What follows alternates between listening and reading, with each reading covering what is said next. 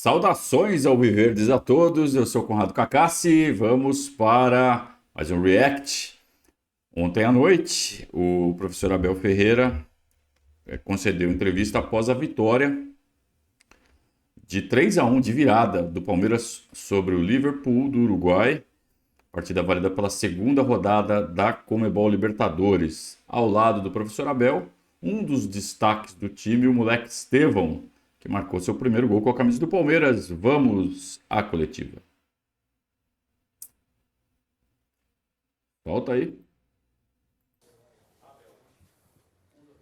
Boa noite, Abel. Boa noite, Estevão. Parabéns pela vitória. Hoje, sem algumas peças disponíveis do elenco, né, e com alguns jogadores mais desgastados de uma final, você escalou um ataque com 3 jogadores. A gente sabe que a sua formação favorita é com 3 zagueiros. Eu queria saber o porquê dessa formação contra esse time específico, se tem a ver com o adversário. E do Estevão, eu queria saber da parte mental. Primeiro, quando soube que seria titular. Segundo, quando o Palmeiras toma o primeiro gol. E terceiro, quando marca aí o seu primeiro gol pelo Palmeiras. Muito obrigado.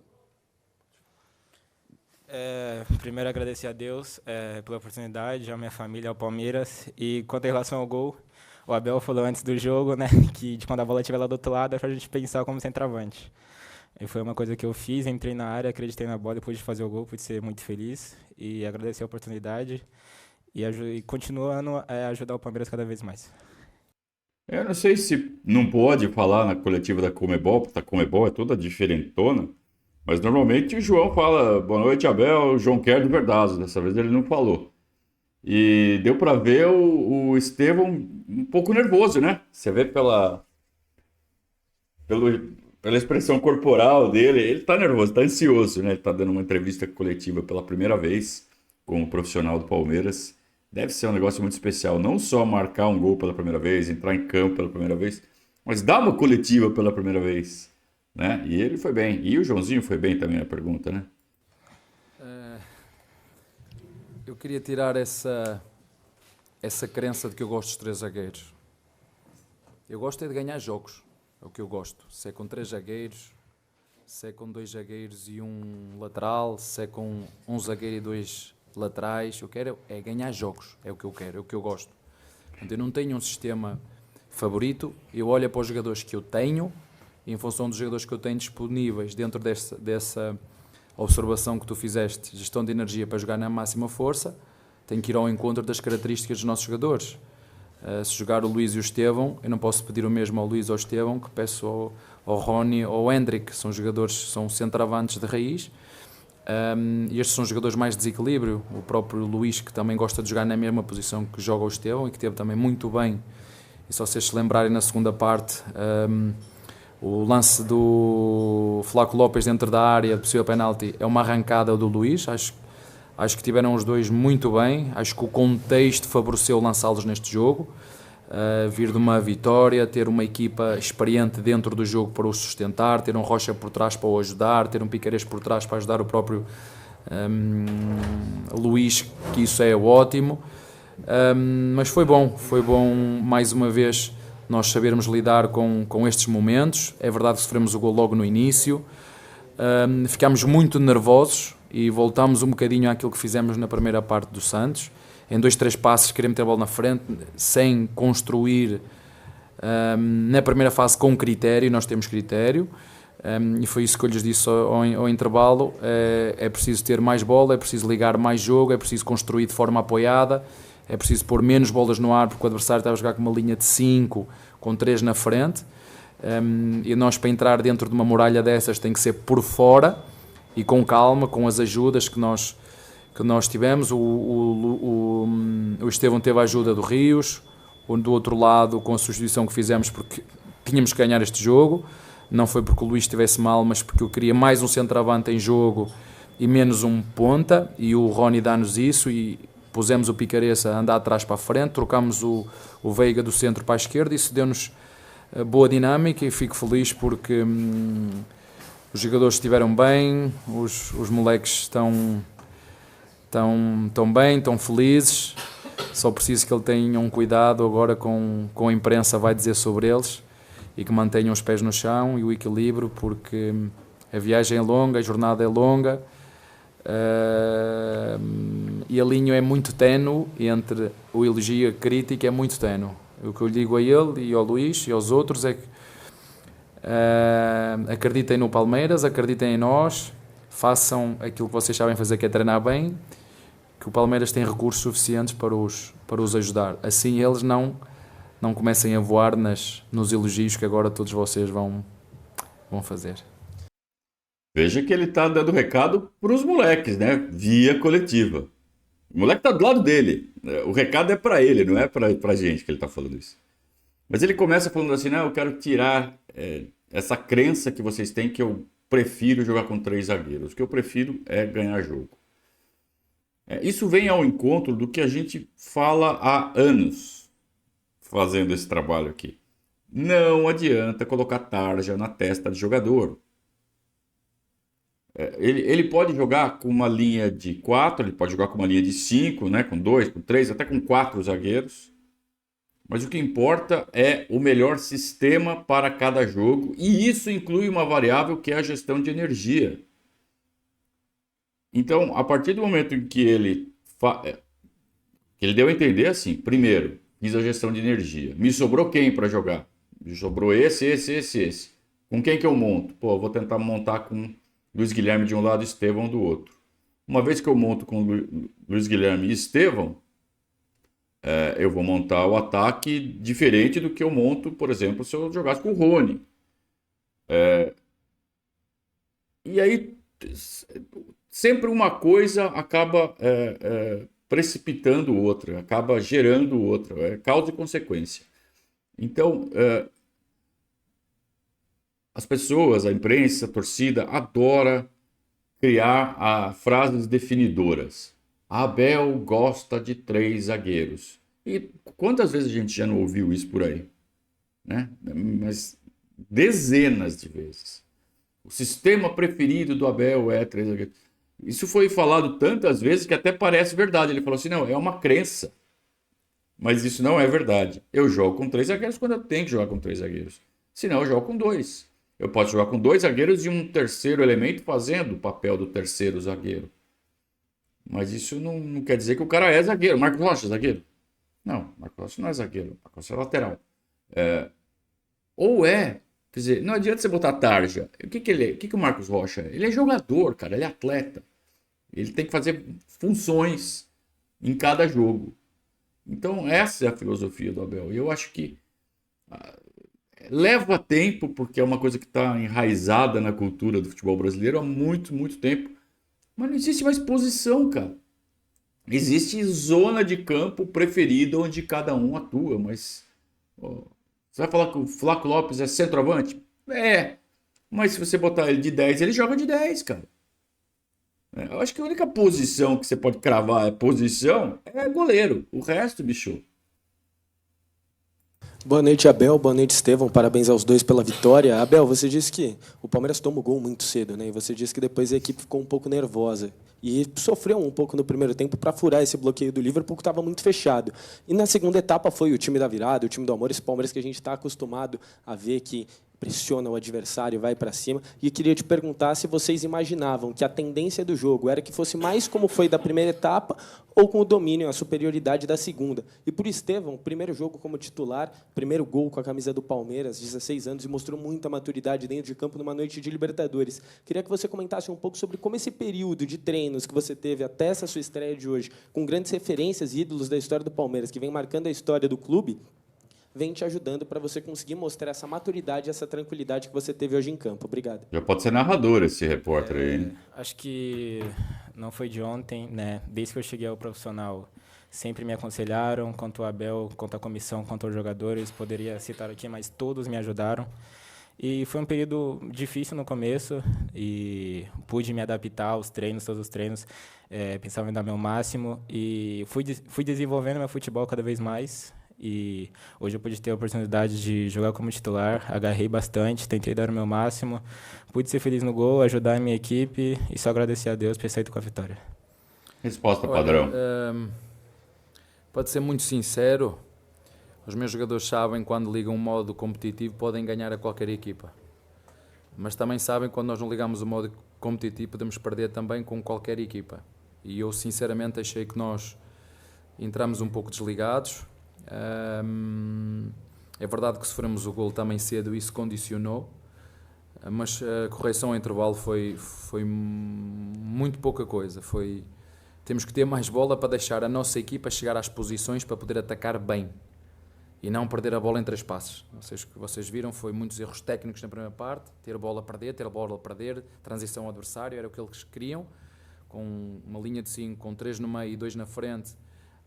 O jogo estava muito a jeito para as transições do adversário, para o sistema que o adversário estava a jogar, e nós só precisávamos meter calma, quando tivéssemos bola, ligar mais passos, ligar 3, 4, 5, 6, 7, 8, 10, 12 passos para desmontar aquela linha de 5, e acho que o fizemos bem na segunda parte, e a nossa atitude competitiva foi melhor também. Não podemos dar tempo e espaço ao adversário para acreditar sequer que pode vir aqui no nosso estádio e poder ganhar o jogo, e acho que foram as duas coisas que mudaram. Mais bola na segunda parte, mais atitude competitiva na segunda parte, deixar a nossa equipa chegar às casas de partida para poder construir bem e chegar bem ao golo. O que é as casas de partida? Ele às vezes ele usa conceitos que nós não estamos muito acostumados. Quando você monta uma jogada, o cara tem que estar posicionado. Vamos rodar a bola assim, fulano vai estar aqui, Beltrano vai estar ali, e aí tem os deslocamentos para puxar a marcação, para se desmarcar, para criar superioridade numérica, mas para isso eles precisam estar posicionados. Para eles estarem posicionados, para cada jogador chegar na sua casa de partida, o Palmeiras precisa segurar um pouco a bola, reter um pouco a bola. Então trocar alguns passes ali no meio de campo, para que todo mundo que estava ali atrás marcando, bom, agora a bola é nossa. Então troca alguns passes ali, enquanto isso os outros correm para suas casas de partida. Entenderam? Não é difícil. E sinceramente foram 3, entrou um que estava fora de jogo, 4, podiam ter sido mais, mas acho que fica aqui uma boa lição de uma primeira parte menos conseguida por alguma facilitismo nosso e por alguma precipitação após ter sofrido o golo, e não mantermos a calma e sermos fiéis aos nossos princípios de jogo. Esse conceito, só complementando, faz com que o jogo do Palmeiras, uma equipe bem treinada, que ensaia bastante as jogadas, que transforme um jogo corrido, como é um jogo de futebol, em que a bola não para, num jogo picado, mas sem a bola parar. O que isso quer dizer? É como se fosse um jogo de vôlei, por exemplo, onde você tem 3 toques. Então você tem que fazer uma jogada. Daí você tem os movimentos ensaiados. Então o levantador ele determina qual vai ser a jogada e todo mundo faz os movimentos ou para atacar ou para iludir o bloqueio adversário, para iludir a defesa adversária. E aí tem aquele balé todo ali até sair a jogada. Mas você vê, a bola para todo momento. Então, quando que a bola, entre aspas, para nesse jeito de jogar do Abel? Enquanto os jogadores de meio campo ficam trocando passes até todo mundo se posicionar. Até que a jogada se inicia para valer. Né? Que é quando, provavelmente, o articulador, que pode ser o Veiga, pode ser o Aníbal, pode ser o Richard, o Zé, quando ele estiver em campo, ele dá o primeiro passo para começar a jogada. E aí começam aqueles movimentos ensaiados. É como se fosse uma jogada de futebol americano, né? Por exemplo, que a bola para, o quarterback determina qual é a jogada, acontece o snap e sai a jogada. É a mesma coisa no futebol, só que a bola não para. Você não tem o apito do juiz toda hora. Só quando acontece, claro, uma jogada de bola parada, uma falta. Mas um lateral, sei lá. Mas o Palmeiras faz isso com bola rolando, né? Então sistematiza o jogo, deixa o jogo cada vez mais científico, cada vez mais, né? E tem gente anotando tudo isso lá em cima. O pessoal da análise de desempenho, gravando, anotando e transformando isso em dados, e esses dados vão para o novo departamento de ciência de dados do Palmeiras, que cruza todas essas informações e fala, tentar isso dá certo, tentar isso dá errado. tentar isso dá certo contra time que joga assim, mas dá errado contra time que joga assado. Então, cada vez que você consegue criar jogadas a partir de um momento onde todos estão em suas casas de partida, tudo fica mais mensurável. E aí é mais fácil de você corrigir os erros e melhorar. Ao passo que se você faz tudo de forma randômica, aleatória, todo mundo correndo meio que instintivamente, você depende demais do talento dos jogadores e menos de treinamento, de ciência, de estudo, né? Então o Palmeiras usa todas as armas que hoje estão à disposição. E é por isso que está tão à frente dos outros e ganhando tantos títulos. Abel, é óbvio que é preciso cuidado com um garoto dessa idade que está despontando. Mas não só por hoje, mas também por hoje, talvez principalmente por hoje.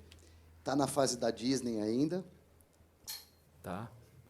E eu queria se saber ele, do se ele Estevão quiser, também. quando for, pode-me convidar, porque eu não fui lá e gostava muito de ir.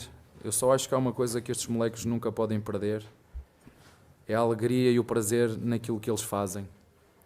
Eu já vos disse aqui e volto a repetir. Vocês são todos ótimos. Eu sei que vocês procuram todo fazer o vosso trabalho da vossa maneira. Mas o nível das críticas aqui, eu já disse isso na última conferência, é acima do tom. É agressiva. E este moleque não tem 30 anos, nem 27, nem 28. Ainda não é maior de idade. Ainda tem que ouvir os conselhos do pai. Ainda não, pelo menos no meu país, ainda não dá para votar. Só aos 18 anos é que tem direito a votar. Nem carta pode tirar. Tem que andar sempre de carona. Né? Nem carta tem. Portanto, o que eu lhe digo a ele é o que eu digo aos meus filhos, ou às minhas filhas.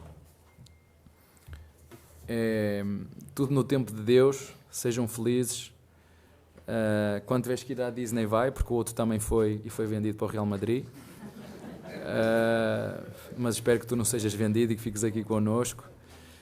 E fico feliz por teres feito um belíssimo jogo, mas do mesmo modo como quando não jogavas, lhe disse para calma, que tudo acontece no tempo de Deus. Calma agora também, porque acho que o negócio amanhã vai ser não feio, vai ser ao contrário, vai ser bonito, toda a gente vai falar.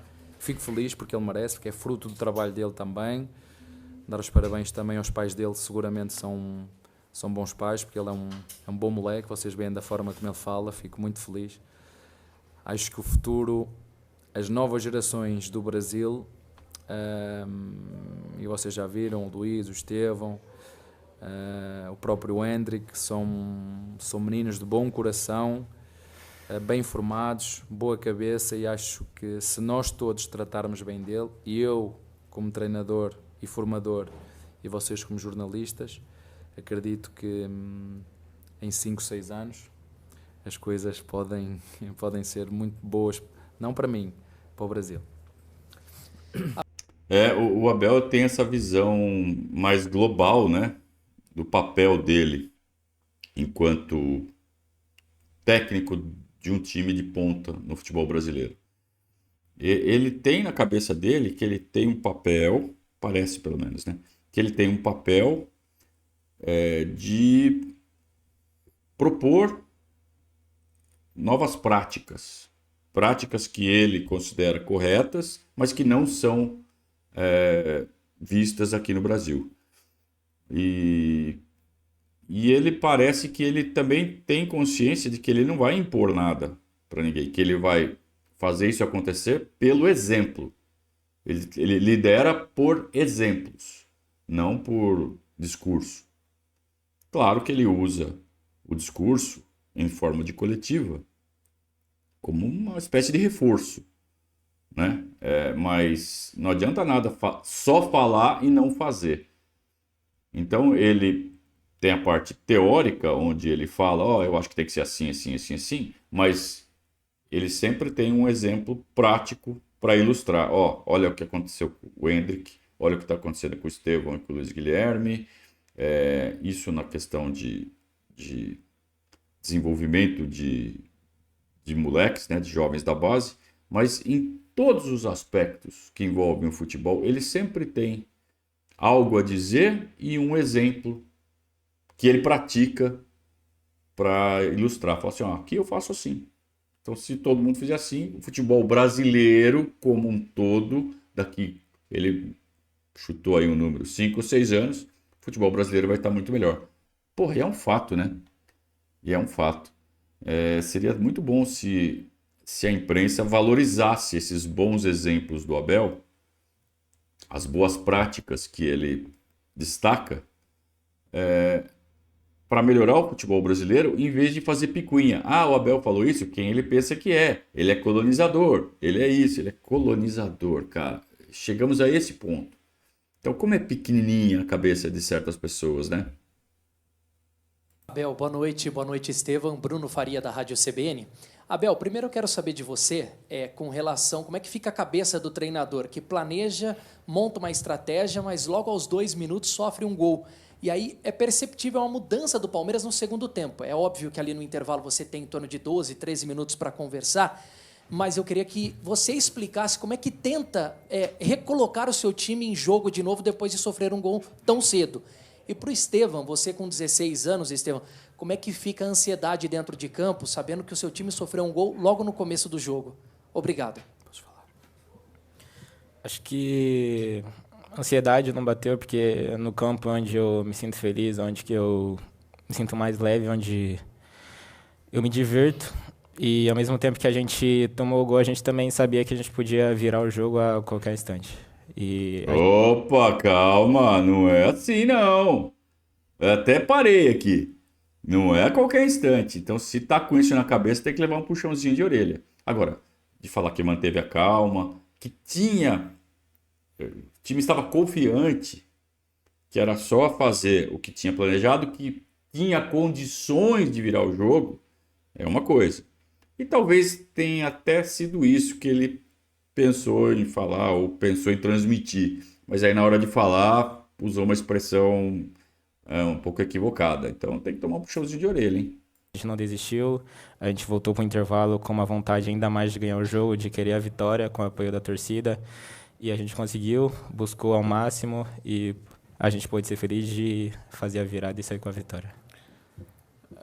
Boa pergunta. Se eu pudesse fazer um time-out na primeira parte, eu teria feito, para dizer aquilo que disse ao intervalo. Vocês sabem, eu não penso, sou eu que decido, mas tenho uma comissão técnica, 2 que vêm ao nível do gramado e outros 2 que estão lá em cima, e rapidamente, após sofrermos o golo, começamos a ser muito precipitados, e normalmente nós achamos que está tudo mal aqui, temos que mudar tudo, e as questões não tinham a ver com isso, tinham a ver com aquilo que eu falei, só fazer um pequeno ajuste, e o Luís saiu por questões de necessidade da equipa, não porque estivesse a jogar mal, porque eu queria mais um jogador na área, porque tínhamos que ganhar este jogo. Eu achei que ele ia tirar o Estevão para colocar o Rony e não o Luiz Guilherme. E aí tem a ver um pouco com o lado de jogo, né? Mas, de fato, se fosse para tirar alguém para colocar o Rony, tinha que ser um dos 2 pontas. E ele escolheu o Luiz Guilherme, até porque você tinha ainda o Piquerez para fazer a largura do lado esquerdo. Ele podia tirar do Estevão, por exemplo, se ele coloca o Rony, quem que vai fazer a largura do lado direito? Aí você fala assim, o Marcos Rocha, mas aí você tem que segurar o Piquerez. E aí você joga o Luiz Guilherme mais aberto. Então, de fato, a escolha por tirar o Luiz Guilherme, acho que acabou sendo mais acertada por uma questão de lado do lateral, né? Mas manter a calma e atacar bem, atacar organizados, é ter bola, ligar mais passes, fazer passos preparatórios com a intenção clara de atacar bem o adversário e mesmo no momento da perda de bola estar organizados. Foi coisa que nós não fizemos na primeira parte, num bom período, ficámos demasiado ansiosos, dizer como é que é possível, estamos a perder. É possível sofrer um golo, seja contra que equipa for. Agora, isso não pode tirar o nosso discernimento de continuar a seguir, como eu disse há pouquinho, os nossos princípios de jogo. E foi isso que nós falámos ao intervalo, foi organizar as peças outra vez em campo, dizer que é fundamental nós termos mais controle de jogo através de uma posse que nos permita aos nossos jogadores chegar às casas de partida para poder atacar bem e depois poder chegar à zona do golo com qualidade e foi evidente a forma como o Veiga fez 2 ou 3 assistências, o próprio próprio Estevão do lado direito, boas combinações, quer com o Rocha, quer depois com o Rios. A equipa ficou, para vocês entenderem, nós começámos a correr menos para jogar mais. Eu acho que na primeira parte estávamos a correr muito e a jogar pouco, a ser precipitados, a querer fazer tudo só na vontade, mas é preciso vontade e qualidade. E na segunda parte, corremos menos e jogamos mais. Por exemplo, o Veiga, um caso dele, estou-lhe sempre a dizer, tens que correr menos quando temos bola para teres boas decisões. Quando não temos bola, temos que ser que nem leões. Temos que correr sem parar. Quando não temos bola. Agora, quando temos bola, muitas vezes não é preciso correr muito. É preciso correr bem. E às vezes correr bem é estar parado. Outras vezes correr bem é tocar a bola e passar e ir para o espaço. E eu penso que foi essa a grande diferença, como disse o teu colega, foi calma, ter bola, com uma intenção clara de desorganizar o adversário e deixar os nossos jogadores chegar às casas de partida para atacar de forma organizada, porque o ataque interfere na defesa e a defesa interfere no ataque. Se eu atacar mal, eu vou defender mal, foi o que aconteceu na primeira parte, e se eu defender mal, também vou atacar mal. Estão as duas interligadas e, felizmente, na segunda parte, acho que os jogadores mantiveram a calma, os nossos torcedores também nos ajudaram, porque às vezes não é fácil, mas eu, por exemplo, e os torcedores sabem que eu adoro, eu gosto muito deles, mas eu gostava de ter visto o estádio hoje cheio e não vi. Aí, Abel, tem que falar com a nossa presidente, que, ao que parece, não entende ainda a realidade econômica do país. E olha que ela é dona de uma empresa de crédito financeiro. Então está claro que houve um erro de dimensionamento, um erro de precificação, na verdade, para essa partida. Existe no Palmeiras algum profissional ou uma equipe que faz esse trabalho de precificação para decidir qual vai ser o preço praticado em cada partida? Então, não é difícil você coletar dados e fazer uma análise econométrica que determine o melhor preço a ser praticado. E o que é o melhor preço? É aquele que vai dar o melhor resultado combinado de presença e renda. Se você botar o ingresso a R$10, é claro que vai lotar, mas também isso não pode ser feito porque você tem ainda a questão da arrecadação. Então você tem que equilibrar as duas coisas. Qual seria o melhor resultado de presença de público e arrecadação, e qual o preço a ser praticado para chegar nesse melhor resultado? É usar técnicas, né? Isso existe, isso não é inventar a roda. Só que ninguém faz isso no Palmeiras, ao que parece, porque ontem, realmente, 28 mil pessoas é pouco, né? E a renda de 2 milhões e alguma coisa é pouco. Dava para ter arrecadado melhor com mais gente, de repente baixando o preço do ingresso. É só fazer conta, né? Você tem uma série de variáveis que influenciam no comparecimento do público. Não é só preço. Tem nível do adversário, horário, local, obviamente, né? Em qual estádio vai ser, tempo, clima, né? Se bem que hoje isso importa menos, porque as compras são feitas antecipadamente. Mas, de qualquer forma, tem muita gente que compra e não vai. Só compra para manter o rating, né? Então foi anunciado ontem 28 mil, mas eu tenho dúvida que tinha 28 mil no estádio ontem. Eu acho que tinha menos. E aí vem essa reclamação do Abel. Pô, o estádio estava vazio, cara. O estádio não estava cheio. E pro Abel, do ponto de vista do cara que está fazendo o espetáculo, claro que ele quer ver a casa cheia, então ele reclama. Mas tem que reclamar, não é com a torcida, falar, pô, vocês não vêm. Tem que reclamar com a diretoria. Assim, pô, eles não estão vindo. É minha culpa. O time está jogando mal, acabei de ser campeão. Minha que não é. Gostava de ter visto, e nós não podemos, ninguém pode facilitar, nem o treinador, nem os jogadores, nem a nossa torcida. O estádio tem que estar sempre cheio, né? Ainda ontem estava a ver jogos da Sul-Americana e ver estádios cheios. isto é Libertadores, não é? Eu aceito que exijam tudo do treinador, aceito que exijam tudo dos nossos jogadores, mas quanto mais formos aqui no nosso chiqueiro, melhor. E para que eles entendam isto, eu digo isto de verdade. As nossas vitórias em casa, 30% é deles. E hoje só tivemos 15% da força deles. Nós queremos ter 30% da força deles. E para ter 30% da força deles, temos todos que fazer um esforço para ter o nosso chiqueiro sempre cheio. Portanto, eu senti falta daqueles que não vieram hoje. E notem que o Abel está falando que sentiu falta do público. Ele não está falando a culpa é do público que não veio. Cada um pode entender como quiser. Será que ele está falando com o público que não veio? Ou será que ele está falando com a diretoria e fala assim, pô, abaixa aí porque, né? Vamos fazer continha direito aí para encher esse estádio, hein, diretoria? Quem garante que o Abel, nas entrelinhas, o Abel não está falando isso? Porque em nenhum momento ele apontou o dedo para a câmera e falou, ó, torcedor, você tinha que ter vindo. Ele não falou isso, não. Abel, boa noite. Ainda nessa busca do Palmeiras por viradas, e você já disse que gosta da música que vem também das arquibancadas do Palmeiras ser o time da virada, mas os últimos 7 jogos do clube como mandante na Libertadores, contando inclusive aquele contra o Cerro no Morumbi, em 4 o Palmeiras saiu atrás no placar. Eu queria te ouvir sobre o sinal de alerta. O ponto positivo é que, obviamente, o Palmeiras não foi derrotado em nenhum desses 7 jogos. Conseguiu a virada, não conseguiu a virada em todos, né? Teve alguns empates, mas o Palmeiras sempre conseguiu reagir. Mas e o sinal de alerta que fica com 4 jogos, o Palmeiras saindo atrás dos últimos 7 como mandante na Copa Libertadores da América? E para o Estevão, essa sua crescida, Estevão, e a subida também ao profissional vem no momento em que o torcedor ele vai ficar de uma certa forma carente também, já com a saída precoce do Endrick. Você acha que nesse momento essa saída do Endrick ela vai colocar um pouquinho mais de pressão e vai aumentar essa expectativa, obviamente, dos torcedores em cima de você também? Obrigado. Boa pergunta. Bem, eu acho que hoje o Palmeiras proporciona tudo para a gente que sobe da base, a gente que vem integrar o profissional entrega bem, né?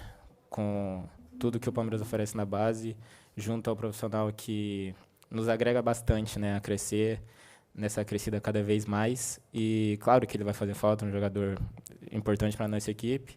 E a gente vai tentar, né? Recompor também, que o Palmeiras hoje tem excelentes peças, né? Como o time inteiro, e que a gente venha a crescer cada vez mais. Olha, eu acho que o futebol é mágico e ainda bem que ele é assim, porque você não... Mas antes do Abel complementar, só falando dessa história da pressão em cima do Endrick, do Estevão. Nós temos que ter cuidado, cara. A gente não pode colocar o Estevão nem no patamar do Endrick, nem o Estevão. O Endrick é absurdo. O Endrick é um ET. O Estevão é muito, muito, muito, muito bom. Pode vir a ser ET também? Até pode. Mas a gente não pode ficar criando expectativa. Não existe substituto do Endrick. Ponto. Não existe. Tá? O que existe é reposição. Quem vai repor o Endrick em termos de time titular é o Dudu, que está voltando. Tá? E a gente vai ter, por um breve período, Dudu e Endrick eventualmente jogando juntos. Mas quando sair o Endrick, não existe substituto do Endrick. O que existe é alguém que vai repor ele numericamente. Claro que não pode ser um cara do nível do Breno Lopes, com todo respeito ao Breno Lopes. Precisa ser alguém com potencial para ser titular. E o Estevão é candidato a isso. Mas a gente não pode criar expectativa. A gente pode torcer para que seja. Mas não cobrar ele para que ele seja um novo Endrick. Porque daqui a pouco vão falar, ele pensa que é o Endrick. Ele não pensa nada, cara. Ele pensa que ele é o Estevão, ele está fazendo o melhor que ele pode. Se ele começar a ramelar, se ele der uma, por exemplo, de Veron, de Patrick de Paula, o Abel puxa a orelha dele rapidinho e corta a asinha dele rapidinho. Então a gente tem que ter confiança também em todos esses processos que estão envolvidos. Não tenho certeza de nada. E eu acho que a força mental de uma equipa vem exatamente saber lidar com essa incerteza. Como é que tu lidas com essa incerteza do resultado? É focar nas tuas tarefas. E mesmo tu fazendo bem as tuas tarefas, podes sofrer golos. O que eu sei e que os meus jogadores sabem é que, de um modo geral, a nossa equipa nas competições onde entra, por norma, é um dos melhores ataques e uma das melhores defesas. Eu não tenho a certeza absoluta, nem quero, quando entro no jogo, sofrer golo, mas há contingências do jogo, há faltas, há livres, há ressaltos, há autogolos, há golos mágicos, há um adversário que também tem qualidade, porque nós não jogamos sozinhos. Às vezes parece uma forma como alguns falam que o Palmeiras joga sozinho. Não, o Palmeiras é uma equipa de trabalho. O nosso talento é o trabalho, o nosso talento é a dedicação, o nosso talento é o compromisso, o nosso talento é a amizade entre nós, o nosso talento é respeitar-nos uns aos outros, o nosso talento é, como ele disse bem, somos apaixonados por aquilo que fazemos. Esse é o nosso talento. Agora, eu não tenho, nem posso garantir aos meus jogadores que vamos entrar no jogo e que não vamos sofrer golo. Não consigo dizer isso. Agora, o que lhes tenho que dizer foi aquilo que lhes disse hoje. Quando isso acontecer, seja a sofrer ou a marcar, nós não podemos alterar a nossa forma de jogar. É isso que eu fico mais... não é chateado, é triste com os meus jogadores. Aconteça o que acontecer, nós temos uma forma de jogar, temos princípios de jogo, esteja como estiver o resultado, quando tivermos bola não podemos abdicar de atacar, e quando não tiveres temos que defender o melhor possível. E temos que fazer isto o mais consistente possível, independentemente do resultado. Se estamos a ganhar 1, queremos fazer 2. Se estamos a ganhar 2, queremos fazer 3. Queremos fazer 4, queremos fazer 5. Se o adversário deixar. Se o adversário conseguir ter o controle do jogo e nos empurrar para trás, vamos tentar fazer tudo para não sofrer golos. Mas quando sofrermos, temos que ter esta atitude. Agora sabemos que quando sofremos golo, vai-nos sair mais do corpo. Vamos ter que arriscar mais, vamos ter que correr mais, vamos ter que gastar mais energia. E num campeonato, ou aqui, onde há jogos de 2 em 2 dias, a gestão de energia é fundamental. Foi o que eu disse aos jogadores. Depois está 3-1, temos que controlar o jogo, temos que ter a maturidade suficiente para continuar a ligar o jogo, para deixar o adversário sem bola, para obrigar o adversário a ter que correr mais, e nós controlar o jogo com bola e finalizarmos as nossas jogadas, terminando as jogadas ou com golo, ou com um escanteio, ou com uma bola fora, e não dando transição ao adversário, porque isto faz-nos, as transições é que nos tira a energia, e nós não podemos dar essas transições ao adversário. Portanto, isto tem que ser contemplado num campeonato onde fazes 60, 70, 80 jogos, e isso depois sai-nos caro. Mas, como te disse, no futebol a única certeza que eu tenho é que há 3 resultados possíveis: ganhar, perder e empatar. Isso eu tenho certeza absoluta. Em cada jogo, uma dessas coisas pode acontecer, a não ser que seja mata-mata, aí um ganha e outro perde, não há como. O resto é saber lidar com esta incerteza. Eu acho que isso nos ajuda a focarmos naquilo que nós temos que fazer, que é as nossas tarefas, que é isso que nós controlamos. Notem que uma das primeiras frases de efeito que o Abel começou a repetir nas coletivas foi o "todos somos um". Lembra? Foi uma das primeiras. Todos somos um, todos somos um. O "todos somos um", ele é mais poderoso do que a gente pode imaginar. Porque tudo isso que ele falou agora, ele demanda que os jogadores tenham um espírito coletivo absurdo para que tudo funcione. Todos esses princípios que ele fala, de ataque, defesa, de posicionamento, de jogar sempre do mesmo jeito, ele parte de um princípio que ele não abre mão. E óbvio, porque essa é a diferença entre um grande profissional e um peladeiro. Eu vou fazer um sistema de jogo. E para eu fazer um sistema de jogo, os jogadores precisam estar conscientes de que eles são parte de um todo. E que se um para de funcionar, é que nem engrenagem. Todas as outras param também. A gente precisa de todos funcionando. E a parte mental tem muito a ver com isso. Então, se tem um jogador que está meio desligado, que não está, mentalmente focado, que está pensando em outra coisa, que está pensando nele, na parte individual, de aparecer, o empresário fica falando, você tem que fazer jogada bonita e tal, e para de jogar para o coletivo, desanda tudo. E o Abel tira. No primeiro tempo, hoje, não era nem esse o problema. Parecia muito mais uma questão de ressaca mesmo, de relaxamento natural depois de uma conquista. Então, o Palmeiras teve essa dificuldade coletiva de criar o "todos somos um", Tava todo mundo meio que trotando. Você vê a frase do Estevão, ela é meio reveladora. A gente sabia que a gente podia virar o jogo a qualquer momento. Não, não, não, não, não, não. Vai virar o jogo se conseguir impor a superioridade natural, né, a diferença técnica que existe, executando o sistema que foi idealizado para essa partida, executando o plano que o Abel traçou para essa partida. E foi o que aconteceu no segundo tempo. E aí foi fácil, né? Foi 3-1. Foi, na verdade, 2-0, né, para o Palmeiras no segundo tempo. Foi 1-1 no primeiro tempo, 2-0 no segundo tempo. Fácil, né? E parou de jogar. Depois do segundo gol, os dois times pararam de jogar. Então, o todos somos um, ele é a base de todo o sistema do Abel e de todo o sucesso do Palmeiras. Quando ele faz que um time, sem parar, jogo após jogo, sempre pense de forma coletiva. Então essa também é uma das diferenças que faz com que o Palmeiras seja tão mais vencedor que os outros times no futebol atual. Boa noite, Regis Darindo, Tifose 14. Primeiro para o Estevão, queria que você falasse da emoção de ter o seu nome gritado pelo estádio. E bem na hora que você saiu de campo, né, todo mundo fez o gol, saiu de campo, todo mundo aumentou ainda mais o seu nome no estádio. E para o Abel, pela sua última pergunta, eu queria entender a estratégia do Palmeiras no começo do jogo. A gente, na imprensa ali, conversando, achou que o Palmeiras estava marcando muito no meio-campo, mesmo perdendo o jogo. Eu queria saber se foi uma estratégia ou foi a consequência do começo de tomar o gol para isso acontecer. Pode falar.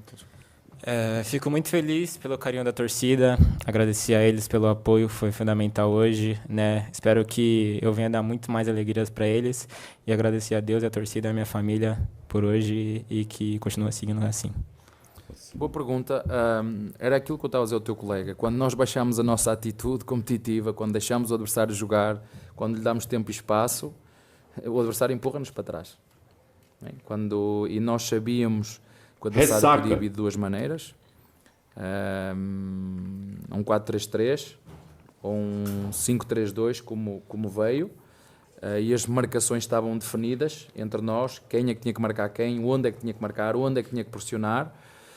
Mas como acontece muitas vezes, nós temos o plano e temos um plano para o jogo, mas muitas vezes o jogo também tem um plano para nós. E a verdade é que nós, como sofremos logo o golo no início, eu acho que isso a todos os jogadores, em alguns, tirou um bocadinho o foco e a concentração na sua tarefa. E a verdade, como estavas a dizer, mesmo em momentos que nós estávamos a perder, o adversário conseguiu ter bola, segundo eu percebi o que tu disseste, e nós temos que defender mais um bocadinho. Tem a ver com isto, tem a ver com aquilo que eu falei há um bocadinho ao teu colega. Quando nós nos focamos, em vez de estar a pensar, se faremos o gol, agora temos que ir atrás, e agora o que vamos fazer? Esquece isso, isso não nos vai ajudar a fazer nada. O que nos vai ajudar a continuar competitivos é foco naquilo que eu tenho que fazer. Foi aquilo que eu lhes relembrei ao intervalo. Nós temos tarefas, nós temos funções dentro de campo, individuais e coletivas, e é isso que nós temos que fazer. O resultado depois é consequência do nosso trabalho. E nesse momento nós baixamos, como te disse, a nossa atitude competitiva, baixamos a nossa pressão, o adversário empurrou-nos para trás, em alguns momentos, não foram muitos, mas por um bocadinho de falta de organização, mas mais do que tudo, precipitação nos passes que nos tirou confiança. Ou seja, perdes uma bola, dás mais 3 passos, perdes outra, depois outra, perdes outra. Isto tira-te confiança e em vez de estás afogado naquilo que tens que fazer na tua tarefa, não posso falhar a próxima. E às vezes é preciso líderes dentro de campo que calma, temos que continuar a ligar curto, não mandar bolas para o ar, mandar bolas para a frente, isto não nos vai adiantar nada, vamos perder bolas, vamos ter um ou outro assobio dos nossos torcedores, isto não nos vai ajudar. Portanto, algum de mérito nosso, também mérito do adversário, volto a referir, nós não jogámos sozinhos, mas sobretudo a primeira parte, como te disse, mais do que a técnica, ou mais do que a tática, tem a ver com questões que aconteceu também no Santos, no jogo, numa boa parte do jogo, decisões técnicas, passes errados que não podemos falhar. Isso tira-nos confiança e não nos deixa atacar de forma correta e organizada, mas felizmente, mais uma vez, fica aqui uma lição, um aprendizado, e a segunda parte é exemplo daquilo que nós devemos fazer, independentemente da quantidade de golos que possamos fazer ou não, mas vemos ordem, vemos critério, vemos intenção, vemos organização e E é isto, o futebol e as equipas é como aos carros de Fórmula 1. A cada corrida é preciso afinar sempre, pôr pneus mais macios, pneus mais duros, ailerão mais alto, ailerão mais baixo, carro mais duro. É assim que funciona como uma equipa. A cada jogo temos que apertar parafusos e ajustar o setup da nossa equipa para tirar o máximo rendimento em cada jogo e em cada corrida que nós tenhamos que fazer. Está bem? Encerrando agora a entrevista. Essa resposta final aí, praticamente ela corrobora com tudo que a gente tinha falado no comentário anterior, né? Da questão de todos os jogadores terem funções coletivas, de manterem o foco, de pensarem como parte de um todo e não individualmente. Quando você passa de 3, indo para o 4º ano, né, de trabalho do Abel, a gente meio que já sabe exatamente como tudo funciona, né? Quem acompanha de perto, né? Quem acompanha com bastante proximidade, como a gente faz durante todo esse tempo. Então, não é difícil entender, nesse momento, todas as nuances do trabalho do Abel. E ele acabou confirmando tudo e não é à toa, né? A gente tem que repetir, não é à toa que o Palmeiras segue sendo um clube tão forte, não é imbatível, porque é futebol, mas sempre enquanto estiver mantivendo esta fórmula de trabalho, será protagonista. Então você pode discordar de uma ou outra decisão do Abel, de uma ou outra crença do Abel, de uma ou outra filosofia do Abel, mas não tem como discordar de que é um trabalho vencedor e que tirar o Abel para colocar outro, qualquer que seja, é difícil arrumar um cara melhor que o Abel. Porque não tem só a ver com o quanto o cara conhece de futebol, de liderança. Pode trazer o Guardiola. Se perguntar para mim, o que você prefere? Mais 3 anos de Abel ou 3 anos de Guardiola? Eu prefiro mais 3 anos de Abel. Sabe por quê? Porque o Abel não está começando do zero. O Guardiola seria espetacular se ele viesse. Só que para ele começar a ter resultados de Guardiola, seria daqui 1 ano e meio só. Ele precisa começar, ele precisa entender, aprender, implantar, o jogador precisa aprender o que ele quer. Isso demora, isso leva tempo. Com alguma sorte, ele ganha uma Libertadores com 3 meses de trabalho, mas precisa ter sorte. Então, não faz o menor sentido. Zero sentido. Querer que o Abel saia. Achar que o Abel é o problema do Palmeiras, como tem gente que fala por aí. Você pode discordar de algumas filosofias. Perfeito, tranquilo. Mas, cara, a hora que esse cara sair do Palmeiras, vamos ter problema. Isso vai acontecer e faz parte, né? Não tem ilusão que ele vai ficar 100 anos do Palmeiras. Mas a hora que acontecer, teremos problemas. Temos que estar prontos para isso. Assim termina, então, mais um react de mais uma aula, né? O Abel deu aula nessa coletiva. Vários conceitos foram muito bem explanados. Espero que todos tenham tido a felicidade de absorver. Então, cada vez que ele dá essas explicações, a gente se sente... Eu, pelo menos, fico muito mais feliz, né? Eu entendo mais de futebol agora do que eu entendia há meia hora atrás. Né? Que todos aproveitem os ensinamentos do Abel, concordando ou não. Né? Que compreendam, na verdade. Né? Compreendam a filosofia. Concordando ou não. Voltaremos no domingo. Domingo, Palmeiras e Vitória. Vitória e Palmeiras, direto do Barradão. Estaremos fazendo a cobertura, claro, pela televisão. Anderson Correia narra, eu comento. E é a estreia do Palmeiras do Brasileirão. Boa sorte para o Palmeiras em busca do tri consecutivo. Né? Essa também é inédita para o Palmeiras. Vamos atrás disso? Quem sabe, né? Então, encontro marcado no domingo às 18h10. Começamos a transmissão. Espero vocês. Inscreva-se em nosso canal e torne-se um padrinho de nosso projeto. Olha o QR Code aqui. Tá aqui o QR Code. Um grande abraço a todos e saudações alviverdes.